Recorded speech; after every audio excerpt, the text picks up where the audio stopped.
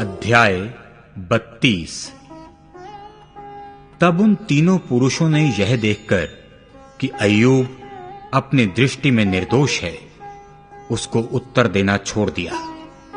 तब बूजी बारकेल का पुत्र एलीहू, जो राम के कुल का था, उसका क्रोध भड़क उठा। अय्यूब पर उसका क्रोध इसलिए भड़क उठा कि उसने परमेश्वर को नहीं, अपने ही को निर्दोष ठहराया।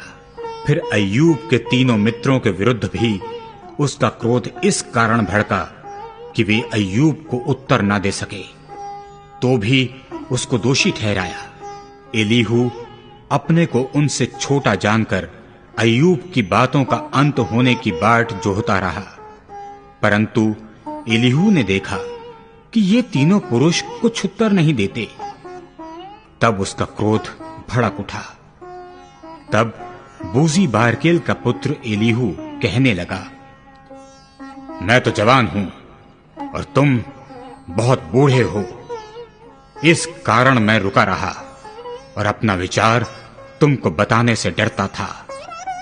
मैं सोचता था जो आयु में बड़े हैं वे ही बात करें और जो बहुत वर्ष के हैं वे ही बुद्धि सिखाएं, परंतु मनुष्य में आत्मा तो है ही, सर्वशक्तिमान की दी हुई सांस जो उन्हें समझने की शक्ति देता है। जो बुद्धिमान हैं वे बड़ी आयु के लोग ही नहीं होते और न्याय के समझने वाले बूढ़े ही नहीं होते। इसलिए मैं कहता हूं, मेरी भी सुनो, मैं भी अपना विचार बताऊंगा। मैं तो तुम्हारी बातें सुनने को ठहरा रहा, मैं तुम्हारे प्रमाण सुनने के लिए ठहरा रहा, जबकि तुम कहने के लिए शब्द ढूंढते रहे। मैं चित्त लगाकर तुम्हारी सुनता रहा, परंतु किसी ने अय्यूब के पक्ष का खंडन नहीं किया और ना उसकी बातों का उत्तर दिया। तुम लोग मत समझो कि हमको ऐसी बुद्धि मिली है कि उसका खंडन मनुष्य नहीं परमेश्वर ही कर सकता है। जो बातें उसने कही वह मेरे विरुद्ध नहीं कही और ना मैं तुम्हारी सी बातों से उसको उत्तर दूंगा। वे विस्मित हुए और फिर कुछ उत्तर नहीं दिया। उन्होंने बातें करना छोड़ दिया, इसलिए कि वे कुछ नहीं बोलते और चुपचाप खड़े हैं।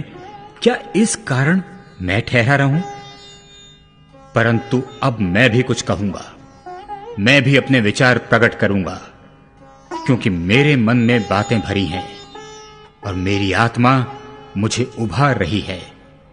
मेरा मन उस दाख मधु के समान है जो खोला ना गया हो, वह नई कुप्पियों के समान फटा जाता है। शांति पाने के लिए मैं बोलूंगा, मैं मुंह खोलकर उत्तर दूंगा।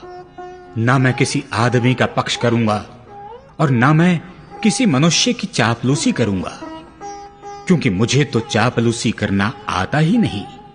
नहीं तो मेरा सृजनहार क्षण भर में मुझे उठा लेता।